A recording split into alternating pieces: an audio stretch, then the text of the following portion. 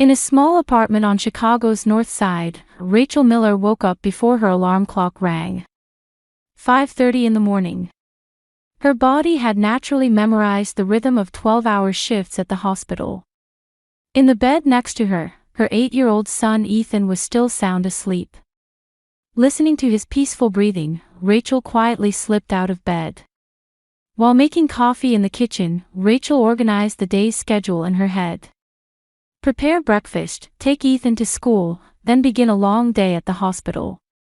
It had been 2 years since she started raising her son as a single mother, and every day was a battle against time. After her divorce from Michael, she had been supporting her son alone while working as a nurse.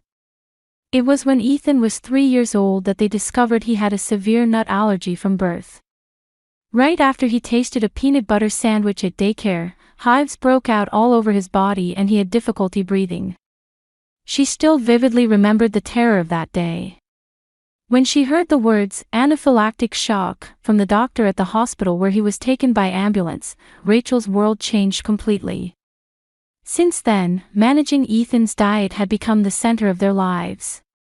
Lunch boxes for school, checking menus when eating out, always carrying an EpiPen. Rachel had taken every precaution to protect her son's life. She had explained the situation many times to people around them, seeking their understanding. However, her ex-husband Michael never understood the importance of it. "You're being too neurotic," Michael often said. "When I was a kid, I'd never even heard of allergies like that." He was often behind on child support payments and only came to see Ethan about once a month. Recently, they hadn't been able to reach him at all. Rachel's mother, Dorothy Harris, lived in Miami, Florida. When Rachel got divorced, she declared it was time to enjoy my own life, and had begun various investments using her pension money. During their monthly phone calls, it was always about new investment opportunities or how she was finally going to get rich this time. "How's Ethan?" her mother would ask, but about his allergies she would only say, "You're thinking about it too seriously." She actually saw her grandson only about once a year, and Rachel had complex feelings about the distance with her mother. Ethan wanted to see his grandmother, but Rachel's work schedule and financial constraints didn't allow for trips to Florida. "Mom, I want to see Grandma," Ethan often said. He treasured the birthday cards and occasional small presents sent from his grandmother. Rachel's heart ached at her son's innocent wish, but she could only explain the practical limitations. Work at the hospital was tough, but her colleagues were understanding. Especially the older nurses understood Rachel's struggles as a single mother and sometimes covered her overtime shifts. However, there was still no financial leeway, and the monthly household budget was like walking a tightrope. One evening when Rachel returned home from the hospital, there was a message from her mother on the answering machine. "Rachel, how are you doing? Actually, my investments have been going very well lately. Ethan's birthday is coming up, and I'd like to send him something special. I'll call you soon." Her mother's voice sounded brighter and more cheerful than usual. Rachel felt something was off. It was unusual for her mother to show concern for her grandson on her own initiative. However, imagining Ethan's delighted face, she felt genuinely happy. For her son, affection from his grandmother was precious. The following week, her mother called again. "I already sent the present. Homemade cookies and a toy that Ethan wanted. I'm sure he'll be delighted." Rachel was puzzled by her mother's sudden kindness but was grateful. The next day, Rachel finished her long shift at the hospital and came home exhausted. When Rachel opened the apartment door, Ethan's excited voice echoed. "Mom! A present came from Grandma. I already opened it."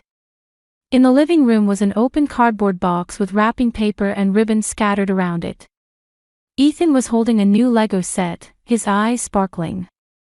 There were cookie crumbs around his mouth. It arrived before the babysitter Maria left. Maria said, "Ethan looked so happy." Rachel peered into the box. There were homemade cookies in a beautiful tin and an expensive-looking Lego spaceship set. A handwritten note was attached to the cookie tin. To Ethan, cookies filled with Grandma's love. Eat lots and grow big. With love, Grandma Dorothy. Grandma's cookies are so delicious. Ethan said happily. I already ate 3. Rachel smiled as she picked up the cookie tin. Her mother's homemade cookies brought back warm childhood memories. The rich aroma of butter and the sweet flavor of slightly burnt edges. However, something bothered her. Her mother supposedly hadn't been cooking much lately. During phone calls, she had said she was eating out all the time and often complained that cooking is such a hassle. Ethan, are they really delicious? Rachel looked at her son's face. Yes. But. Ethan tilted his head slightly. They're a little bitter. But since Grandma made them, I'll eat them all. Bitter.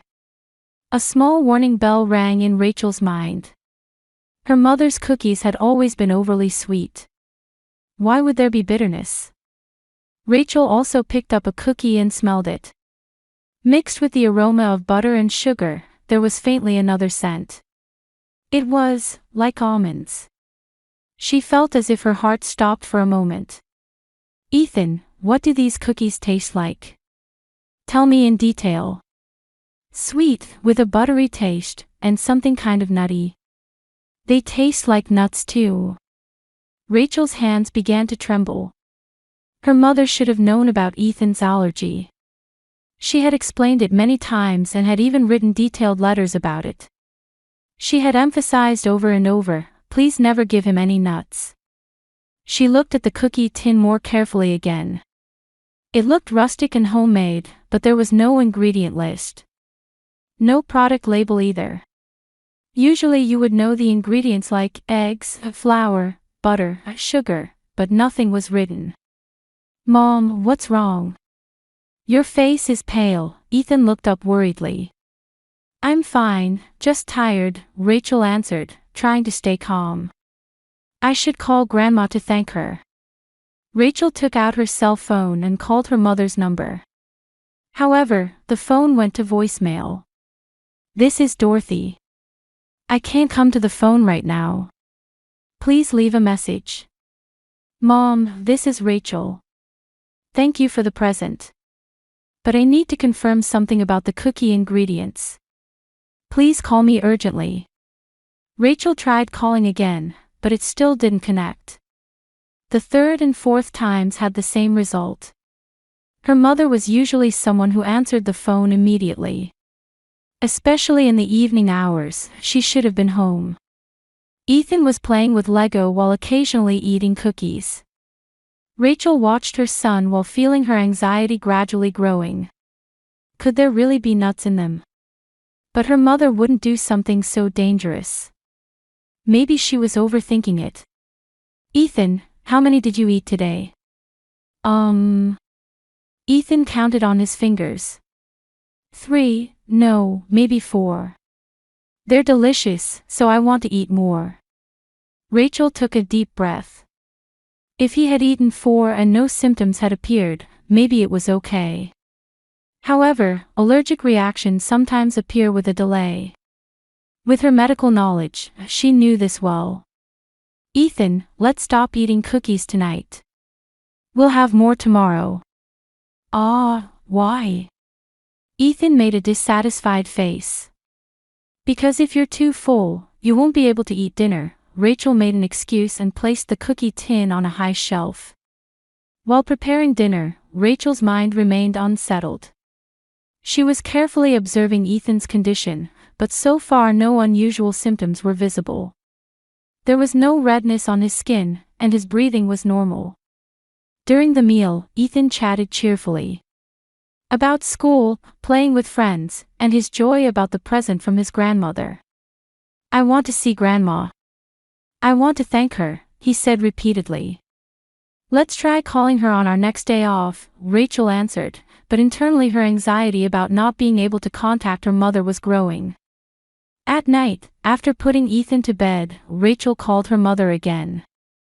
This time it didn't answer even after 10 rings. She left a message on voicemail too. Mom, this is urgent. Please call me immediately.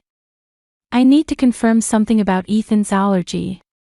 She looked up nut allergy symptoms on the internet again. Sometimes allergic reactions appear several hours after consumption. Especially if consumed in large quantities, delayed reactions could occur. Rachel's anxiety was turning into certainty. Late at night, she called her mother once more. This time it connected to a different number. This number is currently not in service, a mechanical voice announced. Rachel was stunned. When had her mother changed her phone number? Why hadn't she told her? And why had she sent a present at this timing? Looking at Ethan's sleeping face in the bedroom, various questions raced through Rachel's mind. Her mother's story about successful investments, her sudden kindness, the unusual gift of homemade cookies, and the situation where she couldn't be reached. Were all these just coincidences, or was there some other meaning? Still unable to sleep past 3 in the morning, Rachel returned to the living room and picked up the cookie tin again. When she examined the surface of the cookies closely with a flashlight, she could see small particles. They looked like finely crushed nut fragments. Rachel's blood drained from her face. If these were really nut fragments, Ethan had already consumed a large amount of allergens. And tomorrow, a delayed reaction might appear. She hurried back to Ethan's bedside and listened carefully to his breathing. Fortunately, he was still breathing quietly and regularly. The next morning, Rachel greeted the dawn without having slept a wink, carefully observing Ethan's condition. Her son woke up energetically as usual and greeted her with a smile. "Good morning, Mom." At first glance, there seemed to be no changes, but Rachel's experience as a nurse didn't miss the subtle changes. "Ethan, how do you feel? Does anything hurt?" "I'm fine. But can I eat those cookies again from yesterday?" Rachel's heart jumped. "It's breakfast time now. Let's eat cereal first." While preparing breakfast, Rachel decided to carry out what she had been thinking about during the night. She needed to examine the cookies more carefully again. While Ethan was eating cereal, she brought out a magnifying glass and observed the surface of the cookies under magnification. What she saw there confirmed her worst fears. On the surface of the cookies, almond particles had clearly been mixed in. And not just a small amount. It seemed like quite a lot of almond flour had been used. "Ethan," Rachel's voice was trembling. "How many cookies did you say you ate yesterday?" Ethan stopped his spoon and thought. 3, no, maybe 4. After Maria left, I ate one more. Warning bells rang in Rachel's head. 4, no, 5 almond-containing cookies. Given Ethan's allergy severity, this could be a fatal amount. At that moment, Ethan coughed lightly. "Are you okay?" Rachel quickly approached her son. "Yes, I'm okay. My throat just feels a little scratchy." Ethan looked like nothing was wrong, but Rachel noticed thin red spots appearing on his neck. "Ethan, I'll call the school right away and tell them you're staying home. Let's stay home today." Why? "I feel fine." Rachel put her hand on her son's forehead. It felt like he might have a slight fever. His pulse also seemed a little fast.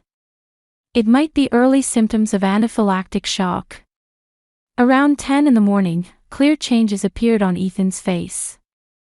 His cheeks became red, and around his eyes became a little puffy. He began frequently touching his throat and started saying, "I feel kind of short of breath." Rachel looked for the EpiPen. In the medicine box, in her bag, in the kitchen drawer. When she found it, her heart filled with despair. The EpiPen had expired 3 months ago. She had intended to get a new prescription but had been putting it off due to being busy. "Mom." Ethan's voice was hoarse.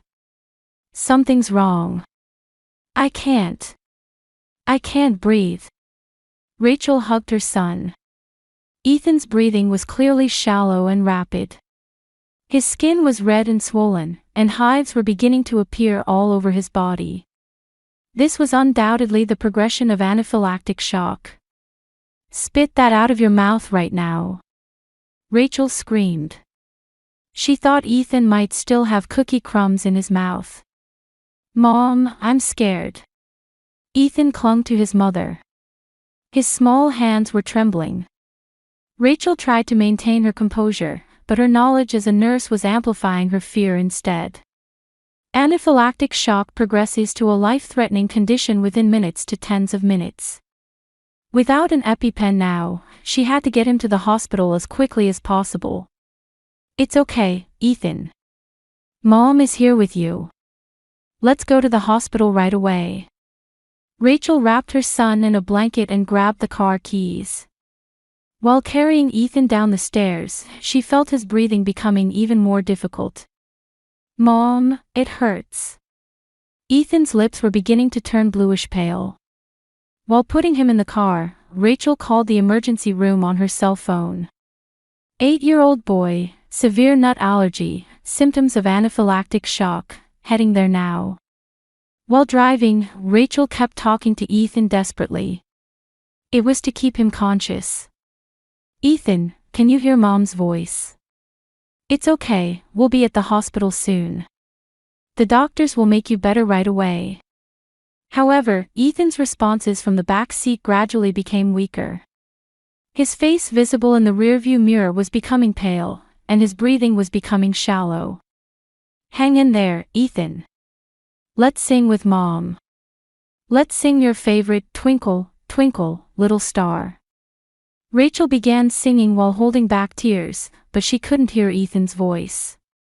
When she stopped at a red light and looked back, her son's eyes were half closed. "Ethan. Stay awake. Look at Mom."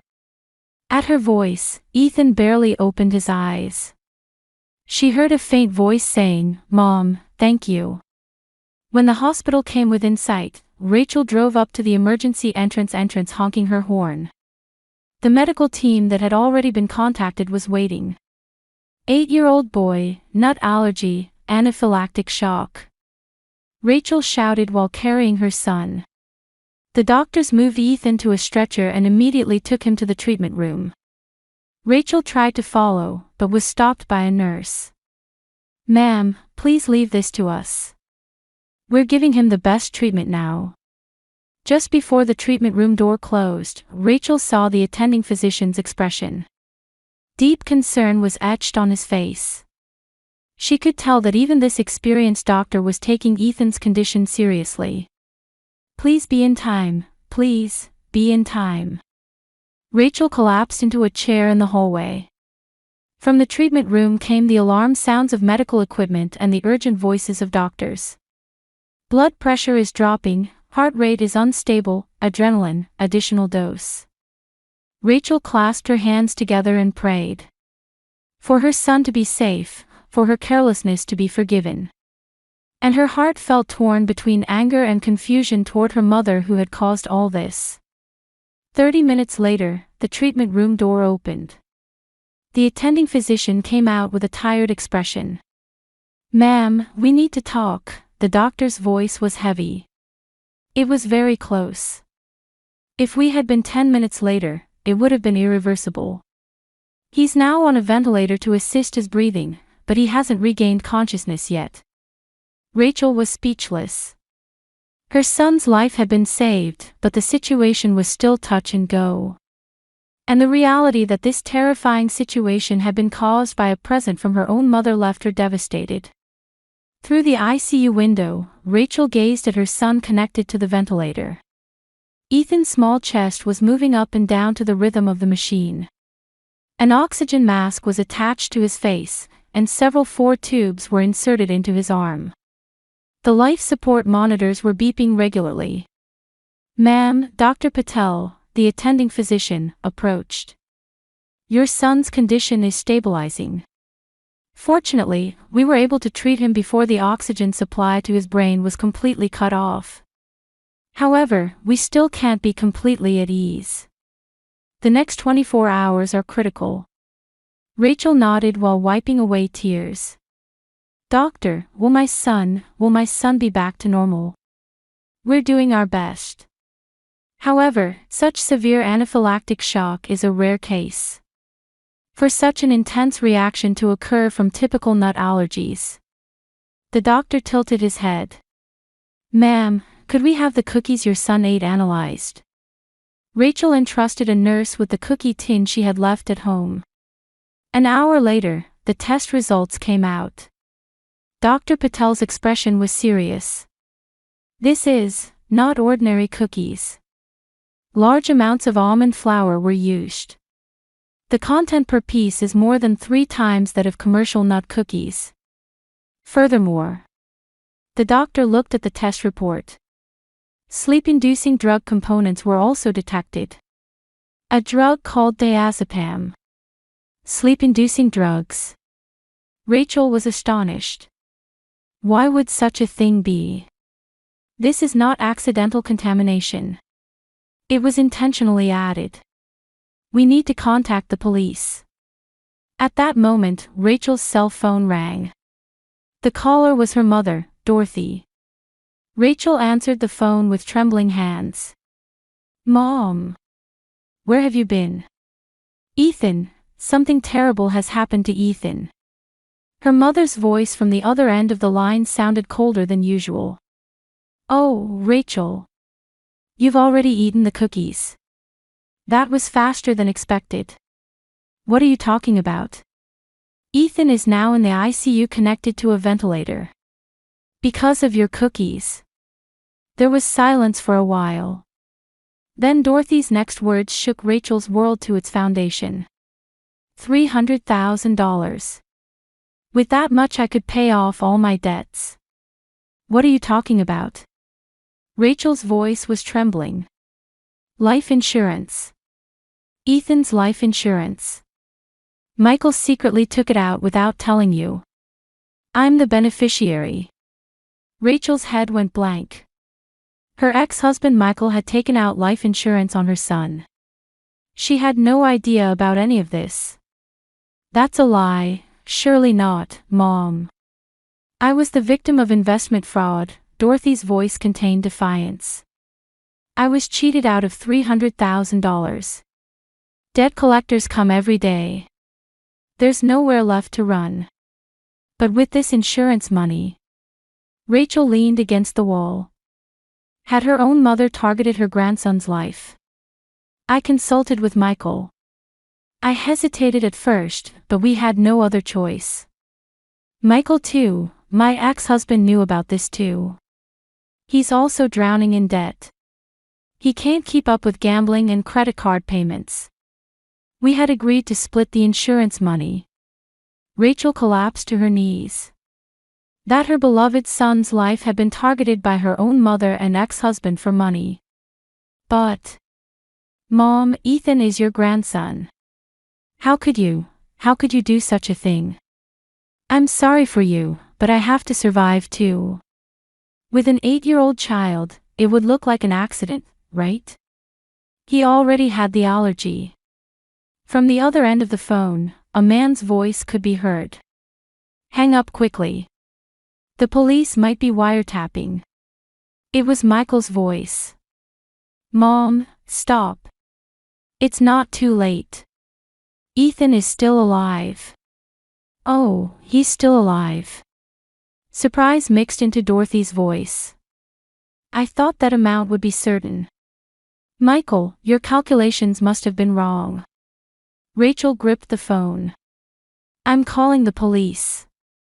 I will never forgive you. It's useless. There's no evidence.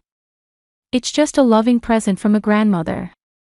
Who would believe that I tried to kill my 8-year-old grandson? At that moment, she could see police officers approaching through the ICU door. The doctor had reported it. Mom, the police are here. She could hear panicked voices on the other end of the phone. Michael, hurry. Let's run. The phone hung up. A police officer approached Rachel. Mrs. Miller, we'd like to speak with you about your son's case. Looking at the cookie analysis results, this is clearly intentional attempted poisoning. Rachel explained the situation in a trembling voice. Her mother's investment fraud, her ex-husband's debts, the existence of the life insurance, and the confession over the phone. We'll immediately issue a nationwide APB. They can't escape. 2 days later, Dorothy was arrested at Miami Airport. She was trying to flee the country. Michael was hiding in a motel but was arrested 3 days later. Police investigation revealed even more shocking facts. The life insurance had been secretly taken out by Michael 2 years ago when Rachel was busy with divorce proceedings. The monthly premiums were paid by Dorothy. The insurance amount was $300,000, with grandmother Dorothy as the beneficiary. This was premeditated, the detective explained. They may have been preparing this for 2 years. They tried to make it look like an accident by using your son's allergy. Rachel faced Dorothy in the detention center's visiting room. Her mother was handcuffed and wearing orange jail clothes. "Mom, why? How could you do this to your own grandson?" Dorothy wouldn't meet her eyes. "Money. It was all for money. You wouldn't understand, the fear of being chased by debt collectors. But Ethan is innocent. He's your grandson, your own flesh and blood." "Blood doesn't matter," Dorothy's eyes had a crazed light. "I have the right to live. My life is more important than an 8-year-old child's." Rachel stood up. "I will never think of you as my mother again. Do as you like. I'll be in prison for 15 years anyway. By the time I get out, you'll have forgotten me too." When leaving the visiting room, Rachel didn't look back. The lawyer waiting in the hallway said, "Michael is trying to pin all the blame on your mother. However, from the insurance beneficiary and the details of the plan, the conspiracy is clear. Both will face serious charges." Rachel returned to the hospital. Ethan in the ICU was still sleeping, but according to the doctor, his consciousness level was gradually improving. "Mom will always be by your side," Rachel whispered while holding her son's hand. "I won't let anyone hurt you ever again." "Absolutely not." In the hospital room where only the sound of monitors quietly echoed, Rachel made a vow. 3 months later, Ethan showed miraculous recovery. After severe anaphylactic shock, he remained unconscious for a while due to aftereffects, but thanks to the dedicated treatment of an excellent medical team, he returned almost completely to his original state. However, his allergic reactions had become more sensitive than before, requiring more careful dietary management. "Mom, today at school all my friends were worried about me," Ethan reported happily on the night he returned home from the hospital. The teacher also said, "I'm so glad you're safe." Rachel hugged her son. Since that terrible day, she couldn't take her eyes off Ethan for even a moment. She was constantly anxious even during work, and colleagues would sometimes check on him for her. The support from her colleagues at the hospital was Rachel's greatest comfort. Veteran nurse Carol said, "Family isn't just about blood relationships," and embraced Rachel's shoulders. The pediatric doctors also provided Ethan's regular checkups free of charge. What became her greatest emotional support was her neighbor, Sarah Johnson. She had come to check on Rachel and Ethan almost daily right after the incident.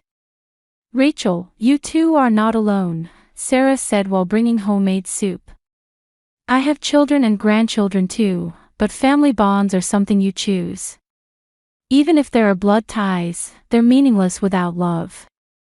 Conversely, even without blood connections, relationships where you truly care for each other are what real family is." The trial began 6 months later. Dorothy received a 15-year prison sentence for attempted murder in the first trial. In court, she maintained to the end that she was just in financial trouble and loved her grandson, but the evidence of premeditated crime was undeniable. Michael also received a 10-year sentence for conspiracy. However, he was assaulted by other inmates in prison and seriously injured. Child killers were the most despised criminals even within prison. After his release, he couldn't find steady employment due to his criminal record and eventually became homeless. Rachel had her final confrontation with Dorothy in court. Her mother was handcuffed and looked haggard.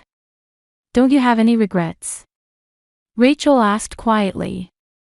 "I regret that I failed," Dorothy's answer was cold. "If I had succeeded, I would have been able to pay off my debts and live comfortably by now." Rachel sighed deeply. Was this person really her mother? Even with blood ties, their hearts were completely those of strangers. A year later, Rachel and Ethan had established a new life rhythm. Sarah was called Grandma Sarah and effectively played the role of grandmother. On weekends, they would go to the park together, she would read to Ethan, and sometimes she would make homemade cookies too. Of course, using only safe ingredients that were allergy-friendly. "I have a real grandma," Ethan smiled at Sarah. "Even though we don't share blood, our hearts are connected." Sarah answered with tears in her eyes. "That's right, Ethan. We are a chosen family. We're bound by bonds stronger than blood relationships." Rachel looked out the window and thought. That terrible incident had certainly changed their lives dramatically. However, it allowed them to learn what was truly important.